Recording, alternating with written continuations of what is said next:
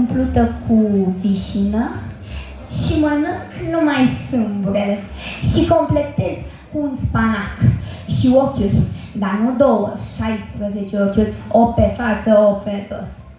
Datorită efortului mai câștig puncte și pot să-mi iau o salată cu ouă, roșii, de alea de lemn, dar nu de lemn, de fier, de oțel, de beton armat, să mor, să crăp, că nu mai pot. De foame. Și toate astea pentru ce? Ca să nu mă îngraș.